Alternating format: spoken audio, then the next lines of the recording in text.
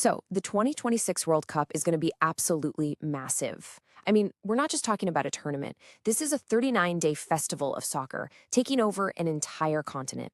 And with a scale this big comes a really big challenge for any fan who actually wants to be there for the action. First up, you've got 16, that's right, 1-6 host cities. And each one has its own vibe, its own culture, its own everything, scattered across thousands of miles. And those 16 cities, yeah, they're spread across 3 different countries: Canada, the United States, and Mexico. Each one brings its own unique flavor and its own travel headaches to the party. So all of this choice, it actually creates one massive problem. With so many amazing options on the table, where do you even start to plan? Seriously, how on earth do you choose where to go? Well, that's exactly what we're going to figure out right now. Forget just the stadiums, we're diving deep into the food, the culture, and all the unforgettable stuff that's waiting for you in 2026. So here's our game plan. First, we'll get a handle on just how big this thing is. Then, we're going to take a virtual trip through 3 incredible regions: the Pacific West, the Central Flavor Hub, and the historic East Coast. And at the end, we'll put it all together so you can pick your perfect adventure. Okay, first things first, let's just take a second to appreciate the sheer scale here. This is a 39-day takeover of North America. From Vancouver all the way down to Mexico City, the energy is going to be absolutely electric. So where should we begin our tour? Let's start on the West Coast with our Pacific West tour. This is a place where just jaw-dropping natural beauty smashes right into cutting-edge tech and innovation. First stop, Vancouver. The vibe here is what they call Raincouver chic. When you're not at a match, you can bike the famous seawall in Stanley Park. The views are insane. Or if you're feeling brave, walk across the super high Capilano suspension bridge. And when you get hungry, the sushi here is world class. It's an absolute must. All right, heading south, we hit a couple of American icons. In Seattle, you gotta grab a coffee and watch the fish fly at Pike Place Market, then nerd out at the Museum of Pop Culture. A little further down in the San Francisco Bay Area, it's all about the classics. You know, you have to get that perfect shot of the Golden Gate Bridge and then hop on a ferry over to the infamous Alcatraz. But you know, the real crown jewel of the West Coast? It just might be Los Angeles. The real LA experience isn't just the stadium. It's watching the sunset over the entire city from the Griffith Observatory. And the food? I'm telling you, you might find the best street tacos on the entire planet right there on some random corner. All right, let's move inland. Time for our next region, the Central Flavor Hub. You're going to want to get ready for some serious heat, some deep history, and I promise you, some of the best barbecue you will ever taste. I love how our source material puts it. This is where your belt gets tighter. And honestly, that is the best piece of advice I can give you for this part of the trip. First step is the absolute mecca of BBQ, Kansas City. This place is the home of burnt ends. You know, they started out as just these flavorful little scraps from slow-smoked brisket that they'd give away for free. Now they're a full-blown culinary delicacy. They are smoky, they are savory, and they are legendary for a reason.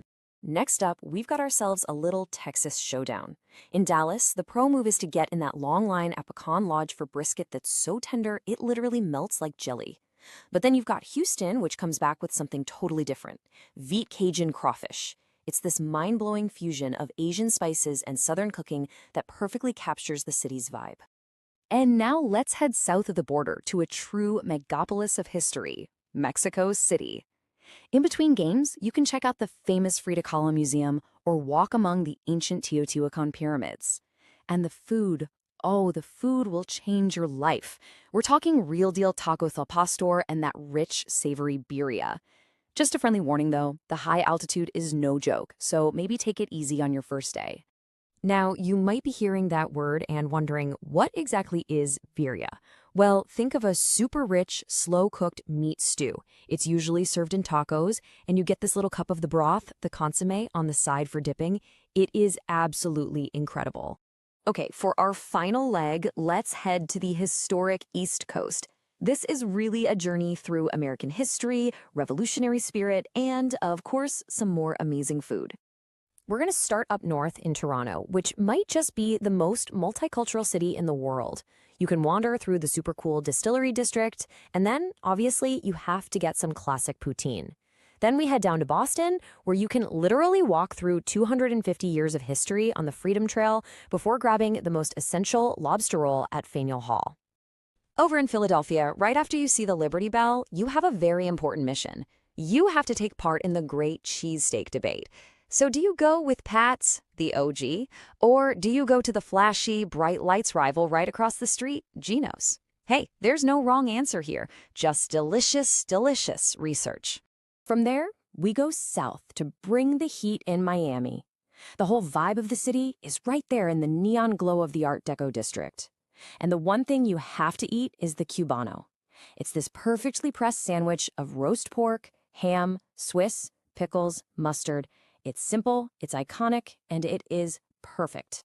And at last, we've reached the grand finale, New York/New Jersey, the host of the 2026 World Cup final. Look, in this city, the spectacle is everywhere you look. The city is the main event. And to fuel up, you need two things: a classic foldable pizza slice from Lombardi's and a pastrami sandwich from Katz's Deli that's bigger than your head. This is where it all goes down. Okay, wow. We've just toured an entire continent. We've seen the sights, we've basically tasted the food, so now it's crunch time. It's time to make a decision. What's your pick? Let's break it down real simple. If your vibe is all about incredible nature and cool tech, then the Pacific West and its street tacos are calling your name. If you're chasing bold flavors and deep, deep history, then you've got to be looking at the Central Hub and its Texas-style BBQ. And if you want to soak in centuries of history and culture, then the East Coast with its iconic lobster rolls is the perfect match. Because at the end of the day, the 2026 World Cup is about so much more than just the games on the field. It's really an invitation to experience the soul of North America, from its huge mountains to its city streets to its legendary food. So really, the only question left to ask is, which city are you hitting first?